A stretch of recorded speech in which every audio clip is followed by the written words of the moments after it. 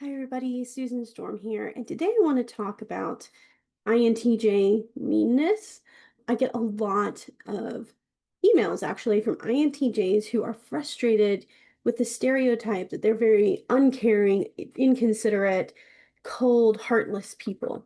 Many times villains in movies or TV shows are typed as either INTJs or ENTJs or just TJs in general prematurely. And it's really based on a limited understanding of type and stereotypes that are pervasive within the type community. If you're not sure who I am, I'm an MBTI certified practitioner. I've been working for over 10 years, coaching people and helping them find their best fit types, as well as writing about type on my website at psychologyjunkie.com. But I see a lot of these stereotypes pervading the type community, not just about INTJs, but about many types, stereotypes that really limit them, miss a lot of the complexity, nuance, and motivation behind why the types show up the way that they do. And then I was watching a movie recently. It was a Christmas movie. It's called The Shop Around the Corner. And if you've ever seen You've Got Mail, it's the original You've Got Mail. It was filmed in 1940. It has Jimmy Stewart in it, and he plays Alfred Kralik, who is a store clerk. And there's another woman, and they really can't stand each other. They fight like cats and dogs. They're constantly misunderstanding each other, but they're actually in love with each other as pen pals. But they don't know that the other person they're writing to is the same person that they're struggling with in the shop. When I first came into the shop, I was full of life and enthusiasm. And now I'm nothing.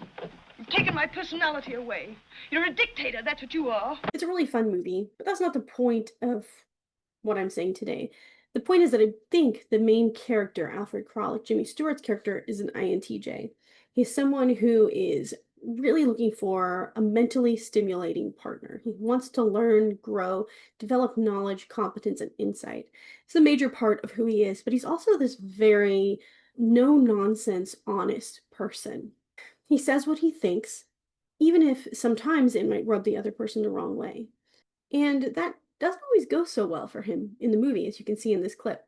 I can buy 2 dozen of these cigarette boxes at Miklos Brothers. What do you think of it? I think it's great. Well, open it. No, Mr. Manitoya, it's not for us. But you haven't listened to it. It plays Ochichornia. Well, even if it played Beethoven's Ninth Symphony, I'd still say no. No, I just don't like the idea. It's wonderful the way you can make up your mind so quickly. I've been in this business for 35 years. It took me a whole hour to decide that I like this box. But of course, you're a genius. You know so much more than I. Mr. Vadash? Come in, Mr. Matuszek. Miss Novotny? Yes, Mr. Matuszek? Look here, what do you think of this? Now, I want your honest opinion. Don't let me influence you. All I want is your honest opinion.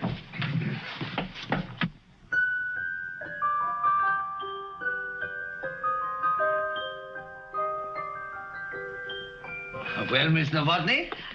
Well, I think people who smoke cigarettes and love to hear Ochichonia will like it. I'd even go further. I think it'll make music lovers out of cigarette smokers and cigarette smokers out of music lovers. I think it's sensational. Yeah, well, Mr. Kralik, have you thought it over? Yes.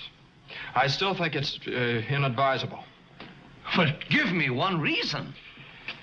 Well, let's say that a man smokes 20 cigarettes a day. That means that 20 times a day he has to open this box, and 20 times a day he has to listen to Ochichonia. It's a perfectly terrible idea. And besides, it's imitation leather, the glue's no good, in 2 weeks the whole thing will fall apart, and all you'll have left is Ochichonia.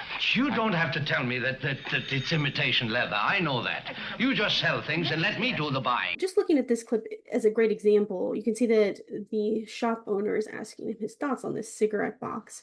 And he's saying, no, it's not right. It won't work for us. And here's the reasons why. And this is going to be a bad decision for you, for the business. This man, the shop owner, he really doesn't want to hear the truth. He just wants to hear someone who's going to applaud this idea, who's going to agree with him. He wants a yes man in this situation. And Jimmy Stewart's character is not willing to be a yes man.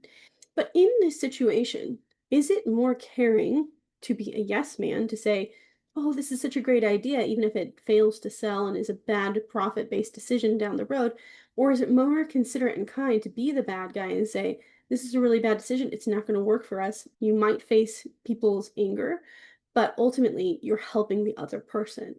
So for INTJs, they tend to approach interactions like this. They tend to think, Honesty is the best policy.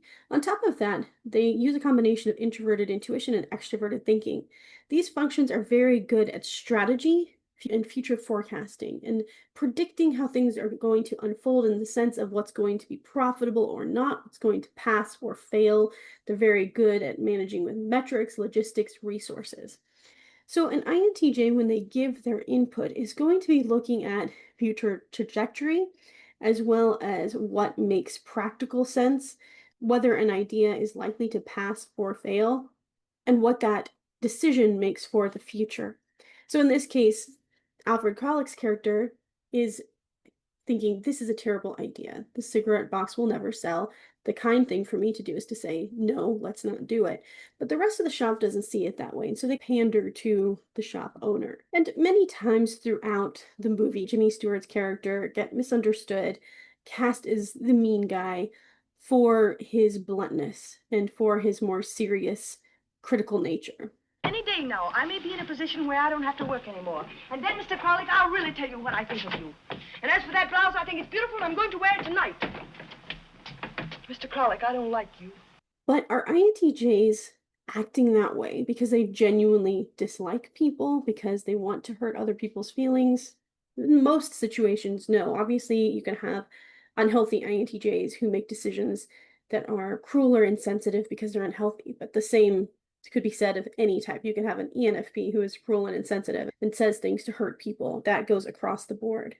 But for the most part, INTJs tend to want to speak to people in a very no-nonsense, direct, blunt. To them, that's caring. They don't want to waste other people's time. They're very time conscious, so they don't believe in beating around the bush or sugarcoating to get to the truth of something. To them, that would be disrespectful.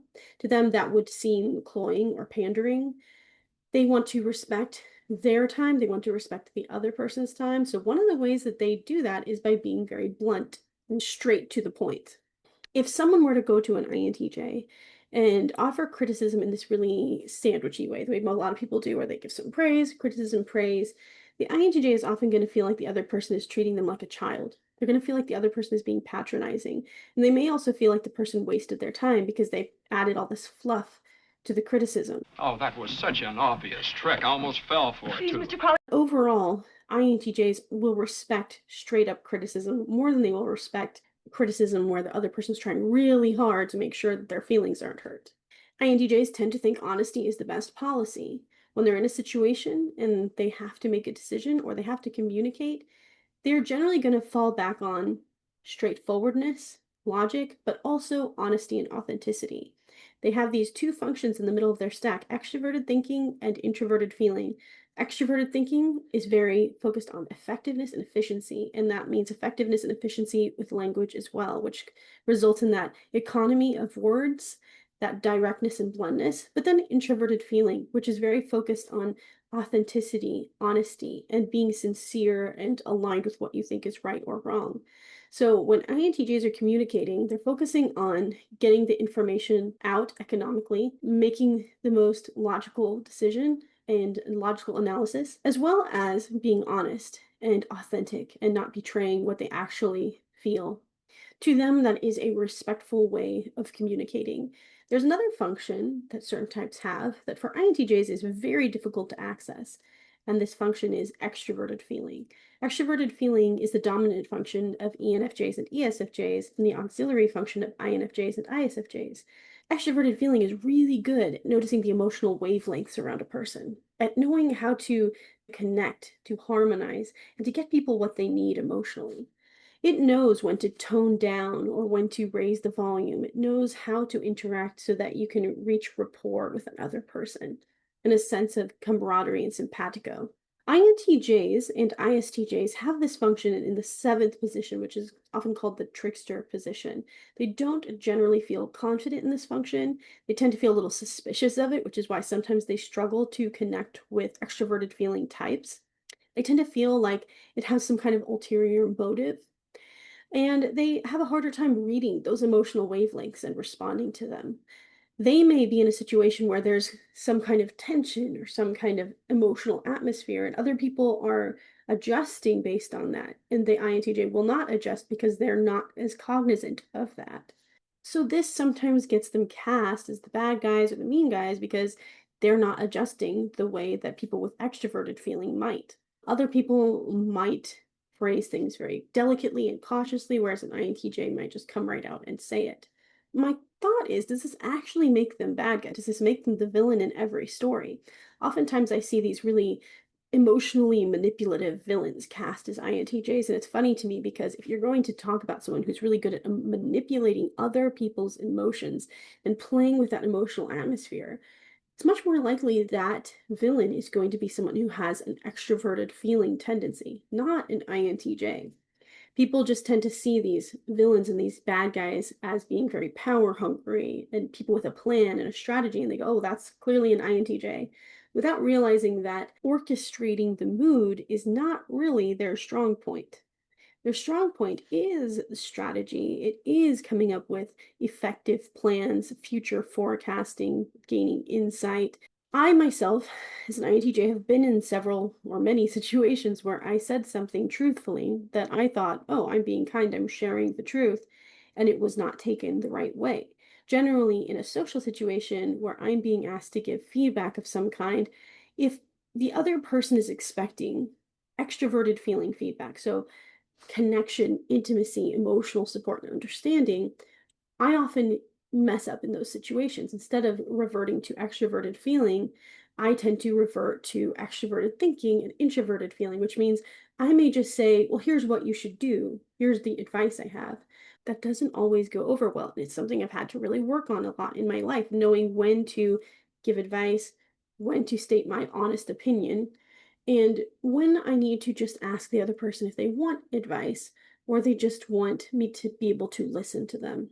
There's always this voice in my head that is saying honesty is the best policy. The truth will set you free. All these things we say about truth and honesty in our culture that don't always work in interpersonal relationships.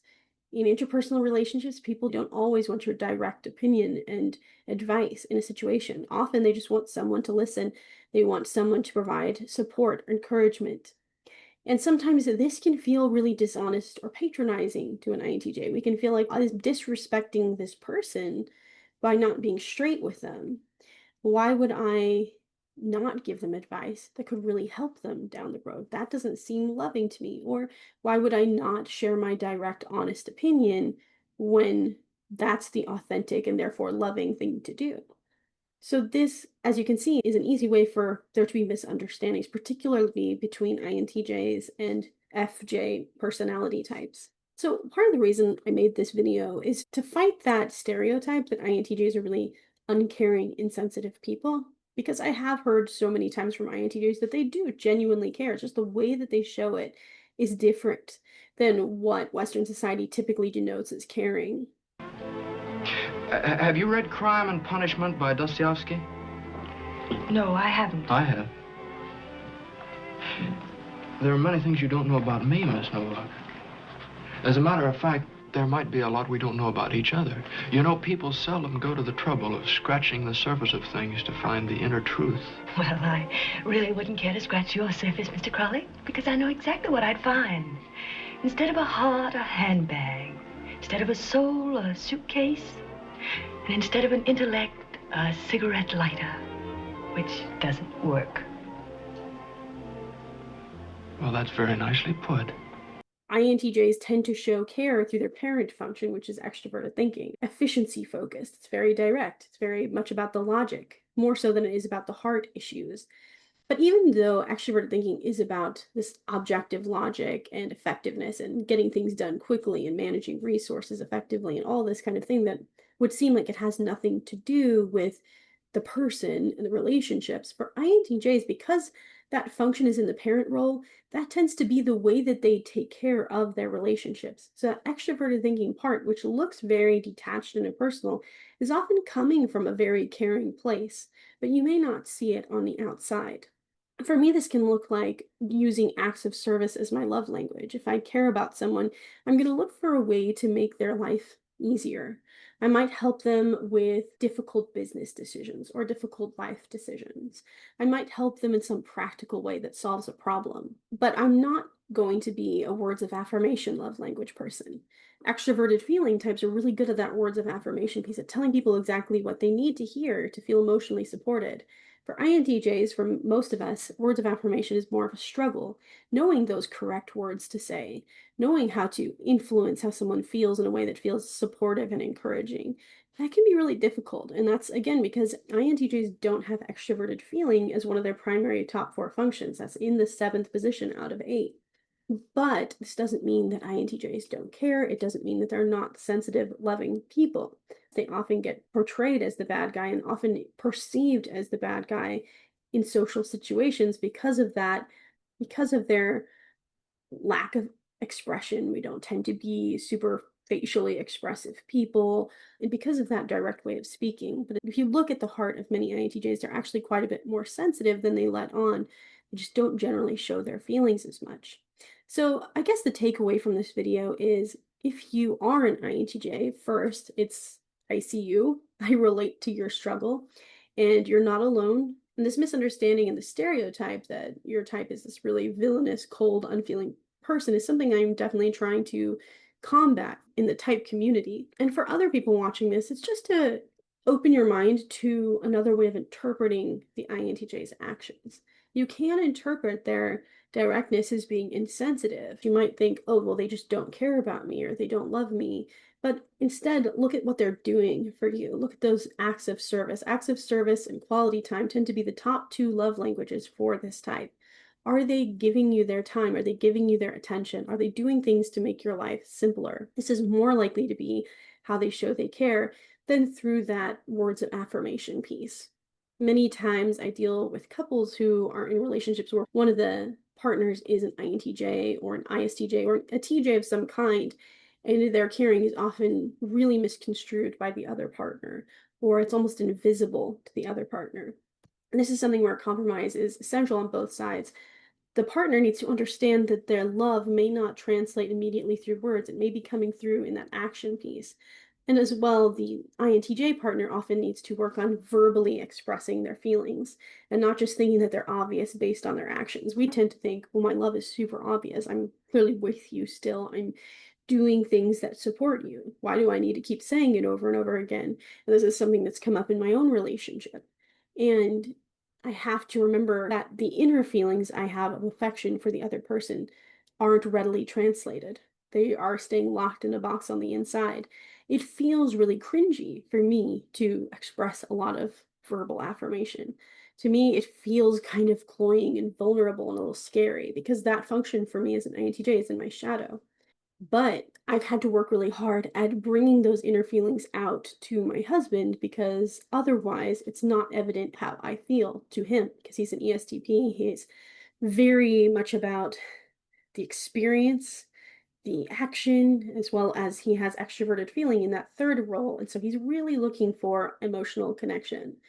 In couples that I work with, the INTJ person, what I tell them is when you feel yourself having a good feeling or a loving feeling about your partner, it might feel really cringy and awkward, but text it to them, say it to them, write a letter to them, write it on a sticky note, put it on their mirror, but get it out in some way because you may think, well, I'm having all these loving feelings. I'm going to put that into washing the dishes, or I'm going to put that into making money for our family, or I'm going to put that into some other practical channel. But that isn't always evident, especially if you're with a partner who has extroverted feeling. So try to find ways to get those positive feelings out, even if it feels super awkward at first. And then if you're with an INTJ, whether they're a family member, friend, or partner, understand that you're often going to see the love, consideration, and sweetness of this type in what they do, in the actions that they are taking to support you, in the time that they're giving you. INTJs are very guarded about their time. So if they're making time for you, that says a lot from an INTJ, whereas other types who just love being around people all the time, that's just more their natural mode of existing. For an INTJ, if they're making time to sit and be with you and talk to you, that's not as much their natural flow state. So if they're doing that, that says a lot. So understanding when it comes to type is so important, and that's one of the reasons I wanted to make this video. If you are trying to understand your type more deeply, if you want to understand your cognitive functions, how your type works, or get advice about a situation you're dealing with, I would love to help you along that journey. I do offer cognitive function deep dives, type clarification sessions, type coaching sessions. So I'll leave a link for that in the description. I would love to talk to you one-on-one through Zoom. If you have a thought or question, feel free to also leave it in the comments. I would love to hear from you, and I'm sure other viewers would love to hear your insights and your thoughts as well. As always, like and subscribe to get more videos like this, and I will see you next time. Bye, everyone.